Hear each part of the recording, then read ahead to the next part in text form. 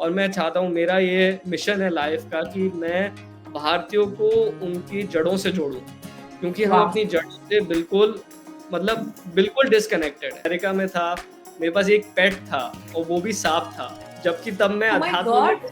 तब मैं अध्यात्म में घुसा भी नहीं था।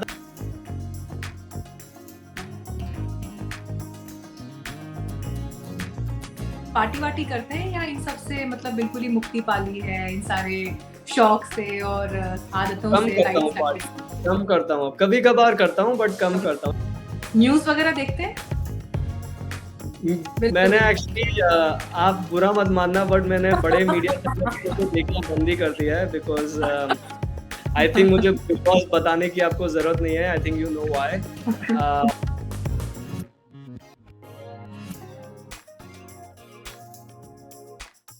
mass media channels I don't watch because I don't feel like they're providing news anymore. I just don't know what they're doing anymore. Politics वगैरह में इंटरेस्ट रखते हैं?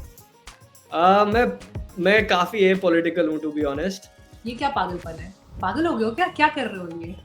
आपके सामने कभी आई ये लाइन या ये थॉट या ये आरोप मैं कह लूँ अगर रोज़ ही आती ताना है, अभी भी आती रोज़ आता है। है?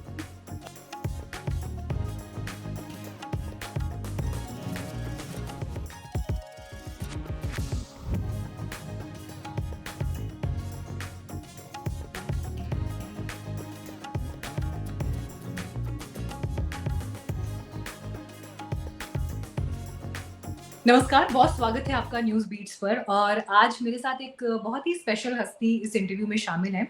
वैसे तो इनके बहुत से परिचय मैं आपको दे सकती हूँ, आप लेखक उनके नाम के साथ लिखा हुआ देख भी रहे हैं। लेकिन आज मैं एक बात ज़रूर यहाँ पर मेंशन करना चाहती हूँ। मेरे जैसे बहुत सारे ऐसे लोग होंगे जो कॉर्पोरेट में जॉब्स करते-करते ये सोचते होंगे कि चलो किसी दिन अपना झोला उठाकर निकल पड़ते हैं उस राह पर, जहाँ आगे बढ़ने को हमारा जी चाहता है। कुछ ऐसी चीज़ें देखें, कुछ ऐसा एक्सप्लोर करें, जिसकी तरफ मन भागता तो बहुत है, लेकिन हम तमाम मजबूरियों और जीवन की आपाधापियों में वो रिस्क कई बार नहीं ले पाते हैं। तो आज मेरे साथ कार्तिकेय लाधा जी इस वक़्त मौजूद हैं। ऐसा ही एक रिस्क इन्होंने लिया और इस रिस्क को लेने के बाद ज़िंदगी किस तरह से बदली है, उस फ़लसफ़े को आज उनसे हम समझेंगे। लेकिन कुछ चीज़ें आपको मैं कार्तिकेय जी के बारे में और बताना चाहूँगी। आप यूँ तो ग्वालियर में पैदा हुए, पढ़ाई-लिखाई यहाँ हुई, लेकिन उसके बाद अमेरिका मूव हो गए। वहाँ पर एक शानदार करियर इनके पास था। लेकिन एक दिन उनको ऐसा लगा कि बहुत हो गया ये काम-धाम, अब ज़रा कुछ और करना है, किसी और राह निकलना है।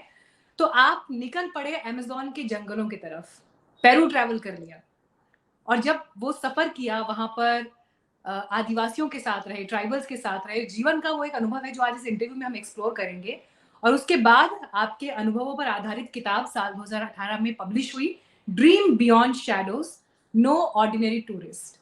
दूसरी किताब आई life unknown, a passage through India, जिसमें इन्होंने कन्याकुमारी से गोवा तक 1100 किलोमीटर की यात्रा, पद यात्रा जो है वो की और नई किताब आपकी आई है unheard, a tale of love, wisdom and strength. तो कार्तिकेय जी, बहुत बहुत स्वागत है सबसे पहले तो आपका हमारे प्लेटफॉर्म पर and I am really looking forward to this interview, क्योंकि मैं सबसे पहले तो ये जानना चाहती हूँ कि वो जिगर कहाँ से आता है कि इंसान एक शानदार करियर को छोड़कर अचानक जंगलों की तरफ निकल पड़ता है। ये हिम्मत कहाँ से आती है? पता नहीं, एक्चुअली मुझे नहीं पता। एक्चुअली मैं अभी वापस साउथ अमेरिका गया था। अभी मैं 2 हफ्ते पहले ही वापस आया हूँ एंड मेरी जो वाइफ़ है, मेरी पत्नी जो है वो ब्राज़ील से है। तो हम्म। मेरी इसी साल शादी हुई है और मैं वापस मेरा वहीं पे एक बार जाना हुआ है।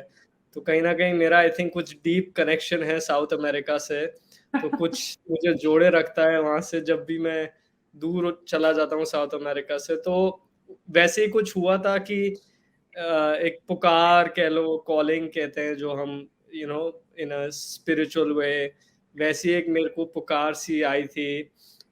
तो वही बस सुन के मैंने सब छोड़ा एंड ऐसा नहीं था कि मैं एक्चुअली स्टार्टअप में काम करता था, तो it was corporatish but it was fun and it was nice and it was something I really enjoyed.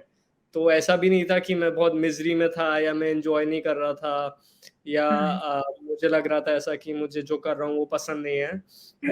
तो कहीं न कहीं बट कहीं न कहीं ये ज़रूर हुआ मन में उस समय कि जबकि ये 7 साल पुरानी बात हो चुकी है अब कि हुँ, कुछ और है ज़िंदगी में जो मतलब मुझे नहीं पता है अभी और वो सच कह लो या अंदर की गहराई क्या है, अंदर हम कौन हैं, हम सब कौन हैं, क्यों आए हैं यहाँ पे?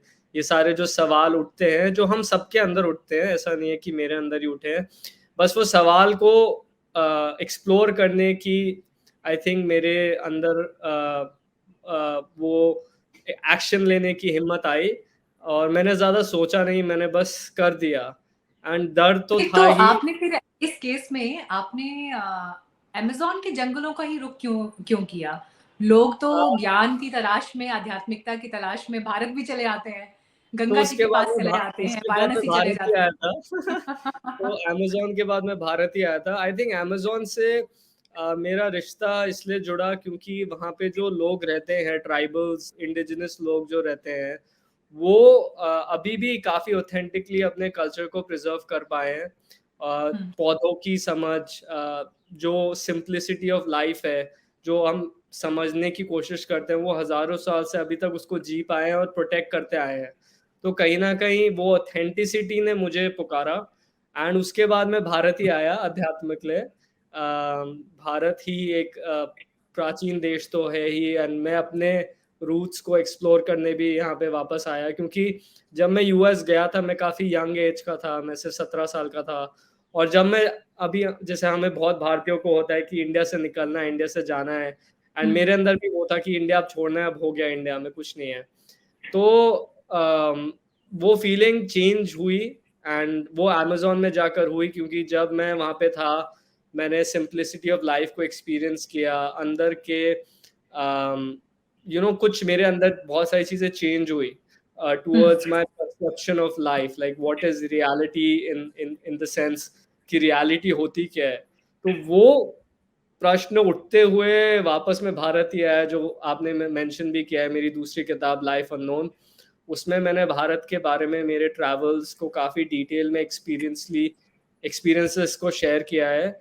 तो दोनों ही कंबाइंड है, ऐसा नहीं है कि अमेज़न ही सिर्फ़ अकेला था, अमेज़न के बाद भारत ही वो जगह थी जिसने मुझे काफ़ी गहराई के अभी भारत के आपके एक्सपीरियंसेस को मैं पूछूँगी आगे, लेकिन हम मेरे जैसे सिनेमा के बहुत सारे शौकीन होंगे, जिन्होंने इस तरह की फ़िल्म्स देखी होंगी, motorcycle diaries, into the wild, bucket या लिस्ट, कई ऐसी फ़िल्में हैं जो जर्नीज़ पर बनी हैं, यात्राओं पर बनी हैं और फ़िल्म तो चलिए फिर भी एक सिनेमैटिक एक्सपीरियंस है जो हम पर्दे पर देख रहे हैं, लेकिन आपने तो उसको असली ज़िंदगी में जिया है।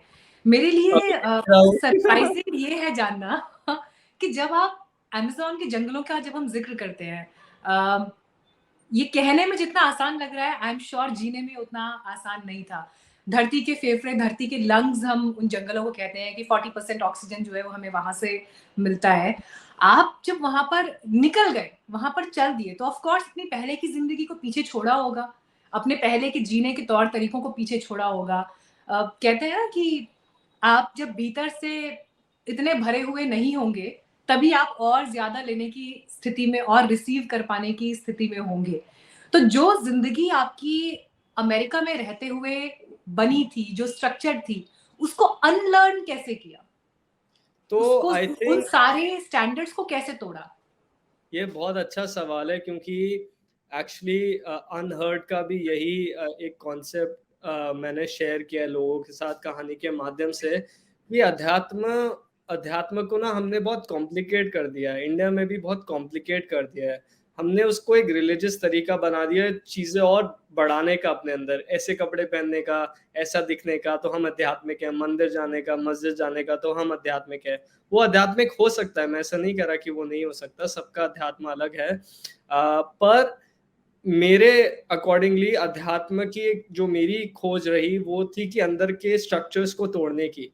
तो हुँ, अमेज़न में जाके वो मेरे साथ बहुत डीपली हुआ क्योंकि जो वहाँ के लोग हैं उन्होंने उनकी जो प्रैक्टिसेज़ हैं, उनकी जो प्लांट मेडिसिन्स वो लोग कहते हैं, वो जो उनके यूसेज हैं उनके प्लांट मेडिसिन्स के, उन सारी चीज़ों से मेरे को एक आयुर्वेदिक समझ लीजिए आयुर्वेदिक एक्सपीरियंस वो उन्होंने उन एक्सपीरियंसेस ने मेरे अंदर की चीज़ों को बहुत तोड़ा। तो जैसे आपने कहा कि अमेज़न धरती के लंग्स हैं, वो धरती के लंग्स भी हैं और धरती के सोर्स भी हैं। क्यों है वो धरती के लंग्स? क्योंकि वो धरती के सोर्स से अभी भी जुड़े हुए हैं वो लोग। जो हमारा हुँ, सोर्स है, हम कहाँ से आए हैं? हम इस धरती के अंदर से आए हैं, कोर ऑफ द अर्थ। वो हुँ, कोर हमारा क्या है? उस कोर से हमें वापस जोड़ना अपने आप को बहुत ज़रूरी है आज के समय में, क्योंकि भारत में भी अगर मैं बात करूँ, लोग कोर से दूर हो गए हैं। तभी भारत में इतनी सारी चीज़ें, अब डिविज़न्स बढ़ गए हैं, लोग भटक रहे हैं, मुझे ऐसा लगता है कि लोग बाहरी डिस्ट्रैक्शंस में इतने खो गए हैं कि वो अंदर के सोर्स से ही डिस्कनेक्ट हो गए हैं, नेचर से डिस्कनेक्ट हो गए हैं। तो अमेज़न अगर दुनिया का लंग्स है, तो वो दुनिया का कोर भी है, क्योंकि उन्होंने अभी भी नेचर को अपना भगवान मान रखा है और नेचर हुँ, को भगवान मानते हुए ही वो ज़िंदगी को जी रहे हैं। और इस हुँ, तरीके से अगर हम ज़िंदगी को जीना सीख पाते हैं, और मैं भी ये प्रयास करता रहता हूँ, तो हमें बहुत क्लैरिटी के साथ-साथ, सिम्प्लिसिटी के साथ-साथ एक प्रेज़ेंस में रहने का अनुभव होने लग जाता है कि वैसे प्रेज़ेंस देखिए, में। मैं आपकी जो किताब है उसको मैं पढ़ूँगी ज़रूर एक बार, ड्रीम बियॉन्ड शैडोज़, क्योंकि मैं लिटरली जानना चाहती हूँ कि आपने वहाँ ज़िंदगी कैसे बिताई। लेकिन जिस तरह के सवाल इस वक़्त मेरे मन में आ रहे हैं, जितने लोग इंटरव्यू देखेंगे आई एम श्योर उनके मन में भी ये सवाल आएँगे। तो मैं ना क्विक सवाल आपसे कुछ पूछूँगी, आप वन वर्ड आंसर मुझे उनके दीजिएगा। जब आप बिल्कुल, अमेज़न के जंगलों में थे, मोबाइल था आपके पास? मैंने बंद करा हुआ था एक्चुअली। मैं अमेज़न से पहले से मैं 3 महीने तक मोबाइल से काफ़ी डिस्कनेक्ट तो था। उस पूरे ड्यूरेशन में आपके पास मोबाइल नहीं था। और कितना उसके समय बाद था ये? मेरे पास मोबाइल था, बट मैं इंटरनेट से डिस्कनेक्टेड था, और मैं जब ओके। मेरे को प्रैक्टिकल चीज़ों के लिए प्लेन्स के टिकट वगैरह बुक करने होते थे, तब मैं यूज़ करता था, सिवाय उसके मैं नहीं यूज़ करता था। और इंडिया और ये आने के कितना बाद भी कितना टाइम पीरियड था जब आप जंगलों में रहे? एक्चुअली वो 3 महीने, और इंडिया आके जब मैंने 7-8 महीने उसके बाद इंडिया में ट्रैवल किया था हिमालयाज़ में, मैं हुँ, उस समय भी मोबाइल से डिस्कनेक्टेड था। तो करीब 1 वाह! साल मैंने बिना फ़ोन के बिताया था उस समय, मतलब इंटरनेट के बिना बिताया था। मतलब कोई कोई फ़ेसबुक नहीं, कोई यूट्यूब नहीं, कोई शॉर्ट्स, रील्स, ट्विटर। नहीं, तब मैं सोशल इसमें मीडिया से में नहीं था, कुछ नहीं था। इसमें से कुछ भी वो नहीं। बहुत ही बड़ा स्टेप था, क्योंकि मैंने ना ही डिस्कनेक्ट अपने आप को डिजिटल वर्ल्ड से किया था, बट मेरे जो पुराने सारे कॉन्टैक्ट्स थे, फ्रेंड्स थे, उन सब से डिसोसिएट हो गया था मैं, और फैमिली से भी डिसोसिएट हो गया था। तो मैं ये कहना चाहूँगा कि जो मेरे जानने वाले थे, जो मुझे बहुत प्यार करते थे, उनके लिए भी काफ़ी मुश्किल समय था, क्योंकि सबको लग रहा था कहाँ चला गया है, क्या हो गया है? बिकॉज़ सभी मैंने छोड़ दिया था मटीरियलिस्टिक वर्ल्ड हुँ, में। मतलब हुँ। फैमिली को भी छोड़ दिया था, फ्रेंड्स को भी छोड़ दिया था। तो और काफ़ी लंबा पीरियड था, 1 साल था, मतलब ऐसा नहीं कि सिर्फ़ 10 दिन का विपासना टाइप्स एक्सपीरियंस हुआ, मतलब 1 साल अगर आप एकदम एकदम ऐसी तो जगहों पे चल। ये जो पूरा ड्यूरेशन था, इसमें खाने-पीने का हिसाब क्या होता था? किसी तरह का आपने अ, जंक फूड या जो भी हम बाहर की चीज़ें होते हैं, वो मिस करते थे उस टाइम पर? जो हम कहते हैं कि एक एक जीवा का जो एक स्वाद होता है, अलग-अलग इंद्रियाँ अगर शरीर में हैं, तो उस स्वाद को मिस करते थे? आई थिंक वो पीरियड ऐसा था कि वो बहुत ही एक्सट्रीम पीरियड था मेरी लाइफ़ का। आई डोंट थिंक मैं वैसे वापस कभी जी सकता हूँ, या अगर होगा तो बहुत ही अनलाइकली सिनेरियो है।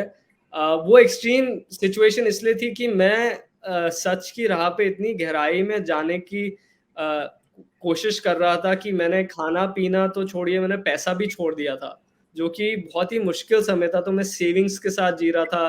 जब मैं इंडिया में था, तो मुझे कुछ भी मिल जाता था खाने के लिए, कहीं भी रहने के लिए मिल जाता था, मैं रह लेता या खा लेता था। तो वो शारीरिक संबंध से मैं बहुत डिटैच हो गया था उस समय। और अगर मैं बात करूँ ट्राइबल्स की, वो लोग इतने एक्सेप्टिंग हैं एंड अ, वो इतने इवॉल्व्ड हैं स्पिरिचुअली, कि वो आपको अपनी नॉलेज शेयर करना चाहते हैं। अगर कोई उनके पास जाता है कुछ सीखने के लिए, वो एक्सेप्ट करना चाहते हैं आपको। वो तो चाहते हैं कि दुनिया में ये नॉलेज वापस पहुँचे, ये नॉलेज रिवाइव होए, कि हम प्लांट से अपनी एक्सपीरियंस को, प्लांट से वापस जुड़ें, वापस धरती से जुड़ें, क्योंकि हम अभी हर चीज़ से जुड़े हुए हैं सिवाय अपने आप से। तो वो तो ये चाहते ही हैं कि लोग वापस अपने आप से जुड़ें, क्योंकि वो तो वैसे जी रहे हैं, उनके लिए तो बस शेयर करना है ये एक्सपीरियंस। हुँ, और ये बहुत ही मतलब ये अभी से नहीं चला आ रहा है, ये मतलब काफ़ी 100, 200, 300, 400 सालों से चला आ रहा है थ्रू कॉलोनाइज़ेशन पीरियड। एंड अभी आई थिंक हम फिज़िकली कॉलोनाइज़्ड नहीं है, बट हमारा माइंड कॉलोनाइज़्ड है। हमारा माइंड इस हुँ, तरीके से कॉलोनाइज़्ड है कि हमें लगता है कि वो लोग बैकवर्ड्स हैं, या ये तरीका बैकवर्ड्स है, या जो हम करे जा रहे हैं, हम अगर पैसा कमा रहे हैं, हम ये कर रहे हैं, अगर हम प्रोग्रेस कर रहे हैं, तो ये इवॉल्व्ड है, ये एक एडवांस तरीका है। तो हमारा जो माइंड है ना, वो हमें डीकोलोनाइज़ करना है।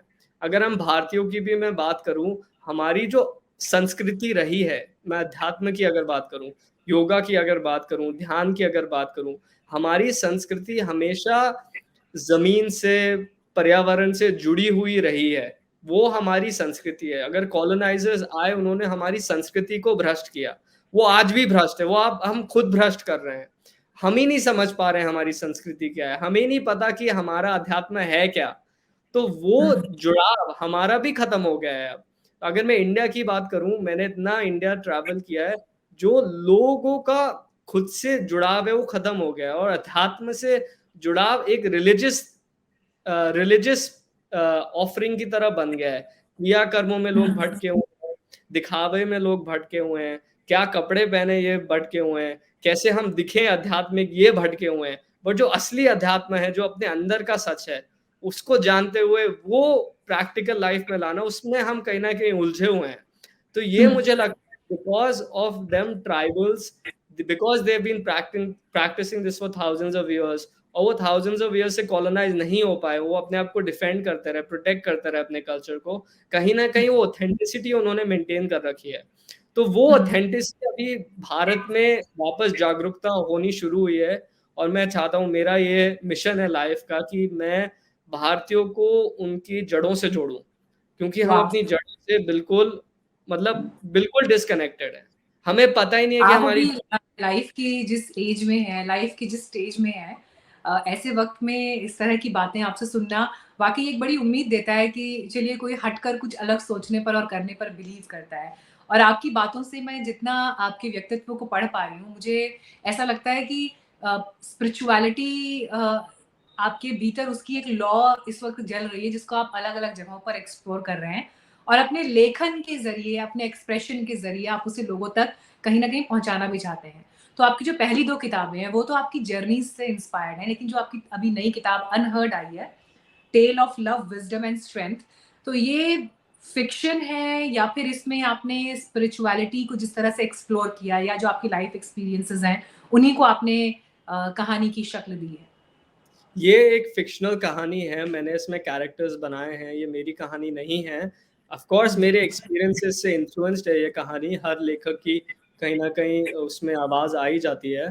पर मेरा ये मिशन था इस बुक के तहत कि लो कैसे मैं मास लोगों तक एक ऐसी कहानी पहुँचा पाऊँ जिससे लोग ईज़िली कनेक्ट कर पाएँ, एंड कहीं न कहीं वो नॉन फ़िक्शन से हमेशा हो नहीं पाता है, because non hmm, fiction limit हो जाती है कहानी को लेके कि लोग सोचने लग एब्सोल्यूटली। जाते हैं कि ये कैसे हुआ, ये प्रैक्टिकल है कि नहीं, ये लॉजिकल हुँ, है कि नहीं, ओह! ये। तो फ़िक्शन एक मेरे को एक माध्यम ऐसा मिला कि मुझे लगा कि अगर मुझे मासेस को कहीं न कहीं इन्फ्लुएंस करना है, एक कहानी के माध्यम से, क्योंकि कहानी ही ऐसी एक माध्यम है जो भारत में जो इंसानों को हज़ारों साल से जोड़ी रखी है। We have been a story tellers for thousands of years, और हमने कहानियों के माध्यम से ही हमारे कल्चर बनाए हैं।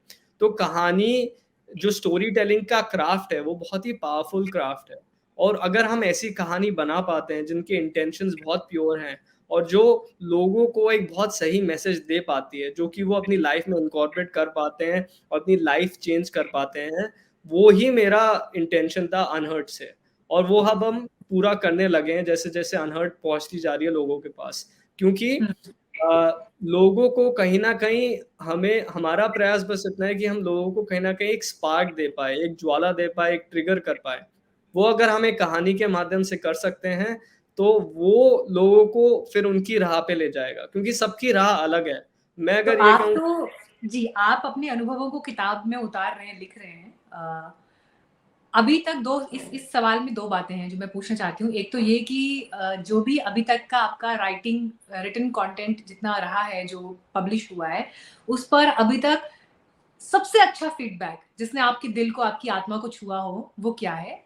और दूसरा सवाल ये कि आप तो अपने लिखे हुए को लोगों तक पहुँचा रहे हैं, लेकिन आपका फेवरेट राइटर कौन है जिसने शायद आपको लिखने के लिए इंस्पायर किया? फीडबैक के लिए तो मैं ये कहूँगा कि जो अनहर्ड का रिस्पॉन्स हमें मिल रहा है, एंड जिस तरीके से ये लोगों को इम्पैक्ट कर रही है, खासकर भारत में, खासकर यंग लोगों में, जिस तरीके से, क्योंकि ये जो ज्वाला आप कह रही थी कि मेरे अंदर दिख रही है इस एज में, वो ये ज्वाला बहुत यंग लोगों में आजकल आ रही है, क्योंकि लोग जागरूक हो रहे हैं, बिकॉज, एंड इसका एक कारण है, बिकॉज पेन और सफरिंग की अगर मैं बात करूं, इंटरनल पेन एंड सफरिंग की अगर मैं बात करूं, वो बहुत बढ़ गया है आज के समय में। एंड इसके बहुत सारे कारण है, बिकॉज हम 20-30 सालों में बहुत एक्सपोनेंशियली ग्रो हुए हैं, टेक्नोलॉजिकली, मटेरियलिस्टिकली, एंड कहीं ना कहीं हम स्पिरिचुअली डी ग्रो हुए हैं। तो जो भी इलनेसेस चल रही हैं, क्रॉनिक इलनेसेस बढ़ी हैं, मेंटल हेल्थ इश्यूज बढ़े हैं, उनका एक कारण है, वो एक सिस्टमैटिक वजह से हो रहे हैं। उसी की वजह से लोग बहुत कलेक्टिव तौर पे बड़े बड़े नंबर्स में जागरूक होना चाह रहे हैं। तो वो अगर आप किसी को ऑथेंटिकली कुछ प्रोवाइड कर रहे हैं, जो अनहर्ड की तरह से, अनहर्ड की वजह से हम, कोशिश है हमारी कि हम प्रोवाइड कर पाए, उससे हमें जो फीडबैक मिल रहा है, वो देख के मुझे बहुत खुशी होती है, बिकॉज कहीं ना कहीं ये लग रहा है कि जो इंटेंशन था वो लोगों तक ऑथेंटिकली पहुंच पा रहा है, एंड लोगों से वो रिस्पॉन्स मिल रहा है, because people are not looking for fake things any more, they are looking for authenticity, because already बहुत सुपरफिशियल चीजें हैं। अगर भारत की बात करूं, भारत में आपको हर जगह मिल जाएंगी, बहुत सुपरफिशियल चीजें चल रही हैं, बहुत ही लोग एक दूसरे को बेवकूफ बनाने में लगे हुए हैं। तो जब अगर आप किसी को, इंटेंशंस आपके सही हैं और कुछ आप सच की बात अगर सही तरीके से लोगों तक पहुंचा रहे हैं, लोग उससे कनेक्ट करते हैं। तो वही कनेक्शन देख के लोगों से जुड़ाव जो बन रहा है, उससे मुझे बहुत खुशी मिलती है। दूसरा प्रश्न आपका जो राइटर को लेके है, मेरे बहुत सारे राइटर्स चेंज होते रहते हैं, बट मैं कहूँगा मेरे एक जापानीज राइटर है, वो बहुत मुझे पसंद है, उनका नाम है मुराकामी, हरुकी मुराकामी, काफ़ी फेमस राइटर है। उनकी राइटिंग स्टाइल, उनकी क्राफ्ट एंड उनकी मास्टरी ओवर हिज क्राफ्ट मेरे को बहुत इंस्पायर करती है, and he, I would say he is definitely one of my top favourite writers. आपके बारे में मैं इधर उधर जितनी भी जानकारी जुटा रही थी, पढ़ रही थी, तो मुझे मालूम चला कि गोवा में रहते हैं आप, और गोवा में भी ऐसे नहीं कि सिटी एरिया में रह रहे हैं, पूरे वहां पर भी पूरा जंगल वंगल के बीच में आपने अपना ठिकाना जो है वो बना रखा है, और सांप बिच्छू भी घूमते हैं इर्द गिर्द आपके। या आपने मतलब काफी इंफॉर्मेशन जुटा लिया मेरे बारे में। मैं सही सही जानकारी मुझ तक पहुंची है ये या सही फिर ये जानकारी कि है। मैं इज एक्चुअली इट, काफी, please elaborate. It is true, मेरे को काफी साल हो गए हैं गोवा में रहते हुए, 4 साल से ऊपर हो चुके हैं, एंड मैं जंगल एरिया में ही रहता हूँ वहाँ पे, and for me living with animals is normal, मतलब ये मेरी रियलिटी है। मेरे को लोग अगर कहते हैं तुम सांपों के साथ रह पाते हो, ये कर पाते हो, मेरे लिए ये नॉर्मल है। मैं मतलब एक्चुअली जब मैं 18-19 साल का था, आप बिलीव नहीं करेंगी, मैं जब अमेरिका में था, मेरे पास एक पेट था और वो भी सांप था, जबकि ओह माय गॉड। तब मैं अध्यात्म में घुसा भी नहीं था, तब यूनिवर्सिटी का टाइम था, और मैं उसको अपने एक्वेरियम में, एक मैंने ग्लास बॉक्स में रखा हुआ था अपने रूम में, उसका नाम भी मैंने कर्मा रखा था। अनफॉर्चुनेटली वो ज्यादा जी नहीं पाया because of the conditions, because of the, they need some condition snakes, but snakes के साथ डेफिनेटली मेरा बहुत कनेक्शन है, and I don't know how much you know, but snakes represent in Indian spirituality, mythologically, the Kundalini energy. Kundalini is the creation energy, sexual energy, all this energy that is suppressed in India a lot. तो snakes are very powerful creatures, and symbolically भी India में हमेशा से snacks का बहुत significance रहा है। अगर हम शिवा की नेक देखें, उनमें भी स्नेक ही बैठे हुए हैं। तो snakes are very energetic creatures, वो जैसे हम और आप एक दूसरे को देख के परसीव कर पा रहे हैं through eyes, snakes perceive the environment and people energetically. तो वो अच्छी एनर्जीज की तरफ बहुत अट्रैक्ट होते हैं। मैं ये नहीं कह रहा मेरी एनर्जी बहुत अच्छी है, बट वो ऑटोमेटिकली अट्रैक्ट होते हैं, and they are very beautiful creatures. वो मतलब अगर आपके अंदर डर नहीं है, वो आपके अंदर, आपके पास और अट्रैक्ट होंगे, क्योंकि उनसे आप, हमको उनसे ज्यादा डर लगे, उनको हमसे ज्यादा डर लगता है। All animals, if you look at us, if you look at humans, कौन डिस्ट्रॉय कर रहा है धरती को? ह्यूमंस ही तो डिस्ट्रॉय कर रहे हैं। कौन डिस्ट्रॉय कर रहा है जंगलों को? ह्यूमंस ही तो डिस्ट्रॉय कर रहे हैं। तो जानवर हमसे ज्यादा डरते हैं, बिकॉज हम जाके हर जगह डिस्ट्रॉय कर देते हैं। तो अगर हम उनसे जुड़ाव रख पाते हैं, अगर हम शांति से जी पाते हैं नेचर के साथ, जानवरों के साथ, वो हमें कभी हार्म नहीं करेंगे। लेकिन इट्स जितने लोग अभी आपको सुन रहे हैं ना, वो ये सोचेंगे कि अगर एनिमल से प्यार है तो लोग अपने फार्म हाउस पे डॉग्स रखते हैं, कैट्स रखते हैं, cow, may be horses, but सांप और बिच्छू अगर आपने मतलब उनको एज ए पेट रखा है, तो एकदम से सुनकर किसी को भी थोड़ा सा लग सकता है कि ये कैसे हो रहा है, मतलब हाउ इज इट पॉसिबल, तो why somebody is doing this. अभी मैं किसी को पेट की तरह नहीं रखता। अभी जंगल है, जंगल में सब आजाद हैं। अभी बस मेरे हाँ, लेकिन पास ये है कि आते हैं। अगर कोई आएगा तो आप उसे भगाएंगे भी नहीं, ये मतलब हो गया ना नहीं इस नहीं बात। नहीं, ऐसा कुछ नहीं करना है, क्योंकि वो अगर आए हैं वो अपनी मर्जी से जाएंगे। मेरे को मैं किसी को इंटरफेयर नहीं करता, क्योंकि मैं काफी एक हट्स में भी रहा हुआ हूँ, जंगलों में, जहाँ पे मेरे साथ एक सांप रहता भी था। वो आता था अपनी मर्जी से आता था, मर्जी से जाता था। ना मैं उसको परेशान करता था, वो ना वो मुझे परेशान करता था। तो हम साथ में यूनियन की तरह पीसफुली रहते थे। तो आई अगली बार ये इंटरव्यू हम ऐसे जूम पे या स्ट्रीमयार्ड पे नहीं करेंगे। अगली बार ये इंटरव्यू आमने सामने बैठकर आपके घर पर करेंगे, आप जहाँ जो भी विसिनिटी है वहां करेंगे। तो मुझे लगता है इन सब पहलुओं को एक्सप्लोर करने में और मजा आएगा। Why Goa, why not any other place in India? I am still open to other places in India. I may end up तो फिर moving to. उत्तराखंड आइए, हाँ, तो फिर आप उत्तराखंड आइएगा, मेरा होम टाउन है, सो आप वहां आइएगा। definitely. मैं आई एम श्योर उत्तराखंड कि विजिट आप करता रहता हूँ, so I will definitely visit you as well. I think Goa just happened because मेरे जानने वाले वहाँ पे काफी हो गए, and वहाँ पे global community का काफी बड़ा scene है. It's a very open place compared to the rest of India, and a lot of artists are living there now. So it just happened कि मैं वहाँ पे गया और मेरे को बहुत पसंद आया, मैं move कर गया. But now my intentions are to find a nice land, to build something there, live in nature, do some farming. So wherever I can find a good land with good price, I will move there in India. I'm not fixed to anybody. अब वैसे भी बीवी आ गई है, तो we want to live somewhere peacefully, not in a city, that's for sure.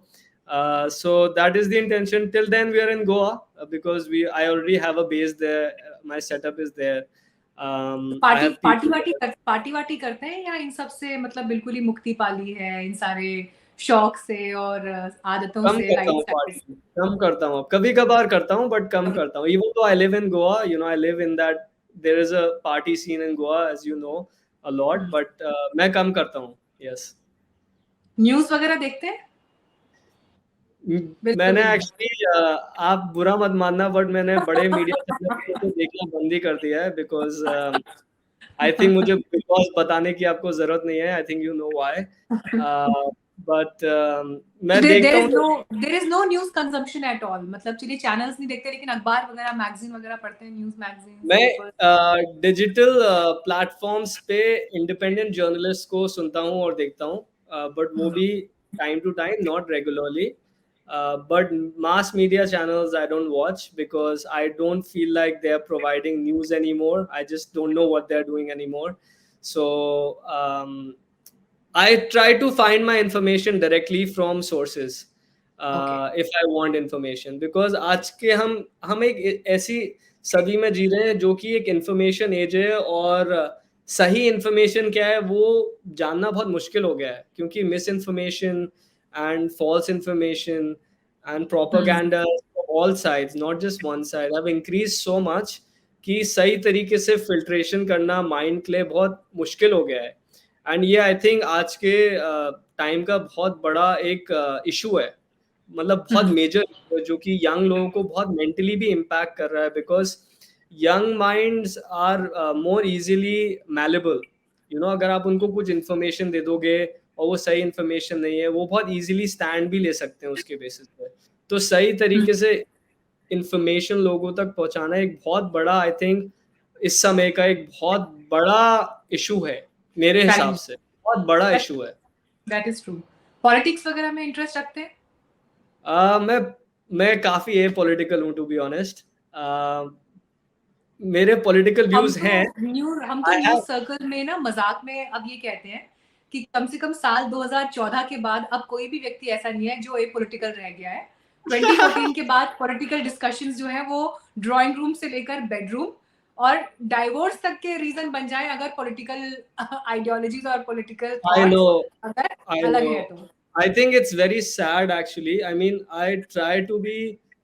I even before 2014, I tried not to be very political externally. मेरे अभी भी political views हैं internally for sure, but my political views are very much aligned with the spiritual views, and I don't try to take sides with like left or the right or the center. Um, I take sides with the truth and freedom and freedom of speech.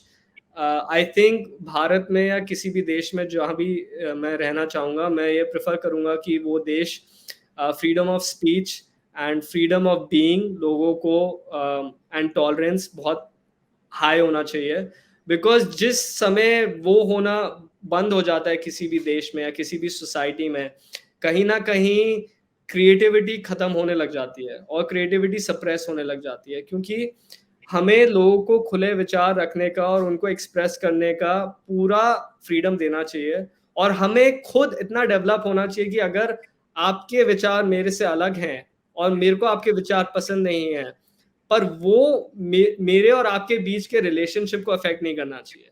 कि हम दोनों के विचार अलग हो सकते हैं, पर हम इंसानियत के तौर पे एक दूसरे की रिस्पेक्ट करना और दूसरे को एक्सेप्ट करना आना चाहिए। वो कहीं ना कहीं इस देश में और वर्ल्ड वाइड, ये वर्ल्ड वाइड फिनोमिनन है, ये अभी सिर्फ भारत में नहीं हो रहा है, ये वर्ल्ड वाइड हो रहा है। एंड ये आई थिंक इंफॉर्मेशन की वजह से ही हो रहा है। जिस तरीके से डिविजन एंड डुअलिटी दुनिया भर में बढ़ रहा है, ये मेरा मानना है सही नहीं है। तो वो आप किसी भी पॉलिटिकल व्यू से हो, किसी भी आइडियोलॉजी से हो, पॉलिटिकल पार्टी से हो, वो इतना महत्व नहीं रखता है कि ये जो अभी ग्राउंड लेवल पे डिवीजन बढ़ रहा है वो सही नहीं है। तो मैं उसके डेफिनेटली अगेंस्ट हूँ। एंड ये मेरी बात सुन के आई थिंक कोई भी किसी भी पॉलिटिकल व्यू या आइडियोलॉजी से हो वो डिसएग्री नहीं करेगा, बिकॉज इंसानियत को इंसानियत की तरह ही हमें ट्रीट करना चाहिए। और अगर हमारा वो इंसानियत का बेस फाउंडेशन टूटने लग जाएगा तो सोसाइटीज को कोलैप्स होने में ज्यादा समय नहीं लगेगा। तो सोसाइटीज को अगर हमें प्रोटेक्ट करना है और सोसाइटीज को अगर हमें प्रोग्रेस करवाना है, तो हमें freedom and freedom of speech and tolerance को बढ़ाना बहुत जरूरी है।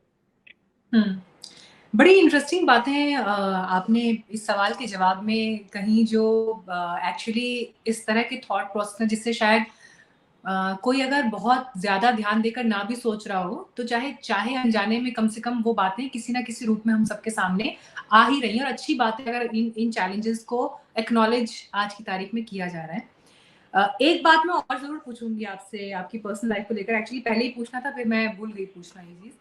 मैंने एक चीज ऑब्जर्व की कि वो लोग जो लीक से हटकर चलते हैं या चलने की कोशिश करते हैं, एक होता है ना हमारी इंडियन फैमिलीज में एक सेट आइडिया होता है कि अच्छा पढ़ लो, अच्छे से एग्जाम निकालो, टॉप कर लो, फिर उसके बाद कॉलेज में चले जाओ, वहां से अच्छा कर लो, फिर जॉब में चले जाओ, फिर उसके बाद शादी, फिर घर परिवार। तो एक सेट आइडिया होता है आइडियल लाइफ का कि इस तरह से जीना है या जिया जाता है।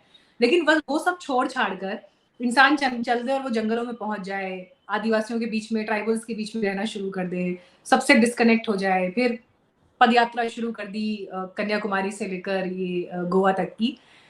एक शब्द है, मतलब लोग कहते हैं कि अच्छा ये क्या पागलपन है, पागल हो गए हो क्या, क्या कर रहे हो ये। आपके सामने कभी आई ये लाइन या ये थॉट या ये आरोप में कह लूं अगर? रोज ही आती है, अभी भी आती है। वो आई थिंक वो पीरियड मेरी फैमिली के लिए बहुत मुश्किल था, बिकॉज मैं अकेला लड़का, and you know as you said India में इतनी सारी लोगों के अंदर कंडीशनिंग्स हैं, खासकर माँ बाप के अंदर एक्सपेक्टेशंस हैं, ये सारी है। तो उनकी जब वो एक्सपेक्टेशंस ये सब ब्रेक हो रही थी तो आई कुड सी कि they were in a lot of pain and suffering. At the same time I could see कि उनको पता था कि ये कुछ और कर भी नहीं सकता, मतलब ये इतना फर्म हो गया इन चीज़ों को लेके, ये अब और कुछ करेगा भी नहीं। तो कहीं ना कहीं वो टफ पीरियड था पूरी फैमिली के लिए। एंड बट मुझे कहीं ना कहीं उम्मीद थी कि मेरे अंदर से अगर इंटेंशंस मेरे सही हैं और मैं बहुत जुड़ा हुआ हूँ, जो मुझे आवाज़ आ रही है उसको मैं फॉलो करता रहूँगा, तो ये कहीं ना कहीं समय के साथ सब ठीक हो जाएगा। और समय के साथ ठीक हो गया, बिकॉज आज मैं देखता हूँ मेरी वजह से मेरे परिवार में कितना डिफरेंस आया है, मेरे परिवार में एक्सटेंडेड फैमिली में सबकी लाइफ कितनी चेंज हुई है, just because of my actions, not because I am trying to change them. And I think that's the best you can do, because if you are following your heart and you will continue doing that, it will inspire other people's, including your family members, to change automatically. वो by product हो जाता है. मतलब आपने तो अपनी जिंदगी से ही उनको ये एग्जाम्पल दिया कि कैसे जिया जा सकता है. बट अब जब बातचीत के अंतिम पड़ाव पर हैं तो मुझे लगता है कि आज की बातचीत में बहुत सारे पॉइंट्स निकल कर आए. लेकिन जिस तरह की लाइफ हम जी रहे हैं, हम भाग रहे हैं, हम बस दौड़ रहे हैं किसी चीज के पीछे. एक ख्वाहिश पूरी होती है तो फिर उसके उसके आगे दूसरी ख्वाहिश, फिर तीसरी, चौथी, पांचवी. और ये ऐसा नहीं है कि ये सवाल कोई इंटरव्यू लेने वाला किसी इंटरव्यू देने वाले से पहली बार पूछ रहा है. इससे पहले भी कई बार ये डिस्कशंस हुई हैं. लेकिन क्योंकि आप अब यंग हैं, आपने विदेश में करियर को छोड़कर दूसरी राह अपनाई, इसलिए ये सवाल और रेलेवेंट हो जाता है. कम साधनों में या जो कॉर्पोरेट लाइफ है उसको छोड़कर भी संतुष्टि के साथ जीवन जिया जा सकता है. ये कितना प्रैक्टिकल है, ये कितना प्रैक्टिकल है? अगर कोई और आपको देखकर इस वक्त एडमायर्ड फील कर रहा है, इंस्पायर्ड है, वो भी आपके पदचिन्ह फॉलो करना चाहता है, तो ये कितना प्रैक्टिकल है? आई थिंक ये बहुत ही इम्पोर्टेंट सवाल है, बिकॉज काफ़ी समय से मेरा ये प्रयास रहा है और आगे भी रहेगा कि लोगों को ये नहीं बोलना है कि वो अपने पाथ को चेंज करें या अपने कॉर्पोरेट लाइफ को छोड़ें, because I understand practical realities बहुत सारी होती हैं एंड लोगों के पास जिम्मेदारियां हैं, फैमिली लाइफ है. तो फैमिली लाइफ को नहीं छोड़ना है. मैं किसी को रेकमेंड नहीं करूँगा ये. I think idea should be to try and find a balance. और सबका बैलेंस अलग है, सबका पाथ अलग है. अगर मैं ये अपना पाथ दूसरों पे अप्लाई करने लग जाऊंगे तो वो भी एक सिस्टम ही बन जाएगा. तो हमें सिस्टम्स लोगों पे अप्लाई नहीं करने हैं. हमें लोगों को इंस्पायर करना है कि आप अपना बैलेंस फाइंड करिए. आप अपने जो आपके तरीके हैं उनको समझिए और अपने अंदर के सच को और अपने अंदर के पीस को पाइए और अपने अंदर की जिंदगी को ठीक करिए. अगर आपकी फैमिली लाइफ ठीक नहीं है और आप छोड़ के चले गए तो आपने कुछ किया नहीं है. मतलब आपको फैमिली लाइफ को पहले अच्छा करना है. So for me as well, like now I have a family, I have a wife. मैं सब छोड़ के सिर्फ जंगलों में अकेला नहीं रह रहा हूँ, मैं वो सब भी मैनेज कर रहा हूँ. And it's important to do it because ये सारे जगहों से हमें बहुत सीखने को मिलता है कि हमारे अंदर के चीज़ें ठीक हो रही हैं कि नहीं हो रही है. अगर इन्हीं सिचुएशंस में हम नहीं डील कर पा रहे हैं तो कहीं ना कहीं हमारे अंदर की साधना मिसिंग है.